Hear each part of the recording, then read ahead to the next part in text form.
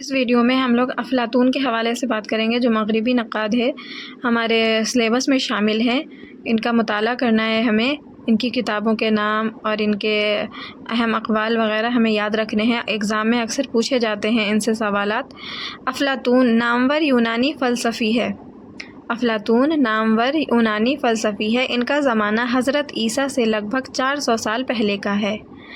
افلاطون سقراط کا شاگرد اور ارسطو کا استاد تھا۔ افلاطون کے استاد تھے سقراط، اور ارسطو کے استاد تھے افلاطون، یعنی افلاطون جو ہیں وہ سقراط کے شاگرد ہیں اور ارسطو کے استاد۔ افلاطون متعدد فلسفیانہ مکالمات کا خالق اور ایتھنز میں اکیڈمی نامی ادارے کا بانی تھا، جس میں بعد میں ارسطو نے تعلیم حاصل کی۔ افلاطون متعدد فلسفیانہ مکالمات کا خالق اور ایتھنز میں اکیڈمی نامی ادارے کا بانی تھا، جس میں بعد میں ارسطو نے تعلیم حاصل کی تھی۔ افلاطون فلسفہ کی ترقی میں خاص طور پر مغربی روایت میں سب سے زیادہ اہم شخص تصور کیا جاتا ہے۔ افلاطون شاعر تھا، لیکن شاعری سے مایوس ہو کر آخرکار فلسفے کی طرف متوجہ ہو گیا تھا۔ مکالمات افلاطون افلاطون کی تخلیق ہے۔ اس کتاب میں ان کے تنقیدی نظریات ملتے ہیں۔ المکالمات میں جمہوریہ اور قانون کے موضوع خاص اہم ہیں۔ یہ مکالمات افلاطون افلاطون کی تخلیق ہے۔ اس میں انہوں نے جمہوریہ اور قانون کے موضوع پر بات کی ہے اور خاص اہم ہیں۔ افلاطون کی جو تصانیف ہیں وہ اپولوجی، جو بہت اہم ہے، ایگزام میں پوچھ لیے جاتے ہیں اکثر ان کی تصانیف کے حوالے سے۔ تو اپولوجی، لیچس کارمائٹس، کریٹو، یوتھائفرو، فائڈو، سمپوزیم، آور ریپبلک، ٹائموس آور لاز ان کی تصانیف ہیں۔ افلاطون نے کہا ہے کہ شاعری کا زمانہ رخصت ہوا اور فلسفے کا زمانہ ہے، اور فلسفہ ہی علم و صداقت کا سرچشمہ ہے۔ افلاطون نے اپنی تمام نظموں کو جلا دیا تھا اور ایک مثالی ریاست کا تصور پیش کیا تھا، اور اس ریاست سے شاعروں کو شہر بدر کر دیا تھا۔ افلاطون کے دور میں یہ خیال عام تھا کہ شاعری کسی شعوری کوشش کا نتیجہ نہیں، کوئی غیبی طاقت شاعر سے یہ کام لیتی ہے۔ شاعر جب شعر کہتا ہے تو وہ اپنے آپ میں نہیں ہوتا، بلکہ اس پر جذب کی کیفیت طاری ہوتی ہے۔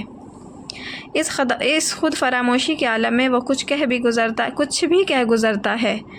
مکالمات افلاطون افلاطون کی عظیم تصنیف ہے، جس کی کوکھ سے فلسفے کی روایت نے جنم لیا تھا۔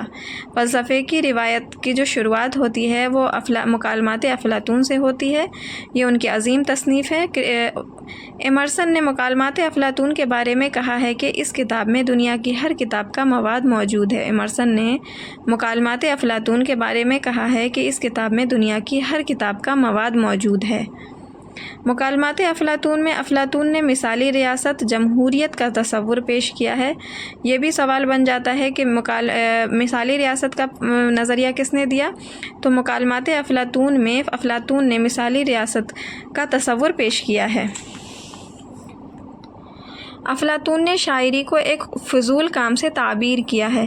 افلاطون کے مطابق شاعر انسان کے جذبات سے کھلواڑ کرتا ہے، اچھائی اور برائی کو ایک پیمانے سے ناپتا ہے۔ افلاطون شاعری کو نقل کی نقل قرار دیتا ہے۔ نقل کی نقل کا نظریہ ایگزام میں پوچھا جاتا ہے کس کا ہے، تو وہ افلاطون کا ہے۔ شاعری کو 3 حصوں میں تقسیم کیا گیا ہے: بیانیہ، ڈرامائی، رزمیہ شاعری۔ افلاطون فن کو ایک جاندار شے تسلیم کرتا ہے۔ افلاطون ڈرامے سے اس لیے بیزار ہیں کہ ڈرامے کے زیادہ تر کردار بزدل، بدمعاش اور مجرم ہوتے ہیں۔ افلاطون نے ریپبلک کے 10ویں باب میں اپنے نظریہ نقل کی وضاحت ایک میز اور بڑھئی کی مثال دے کر کی ہے۔ افلاطون نے ریپبلک کے 10ویں باب میں اپنے نظریہ نقل کی وضاحت ایک میز اور بڑھئی کی مثال دے کر کی ہے۔ تو ان کا مشہور نظریہ کیا ہے؟ وہ نقل کی نقل کا نظریہ ہے، اور مثالی ریاست کا جو تصور ہے انہوں نے پیش کیا ہے۔ تو یہ اہم معلومات ہے افلاطون کے حوالے سے جو ایگزام میں پوچھے جاتے ہیں۔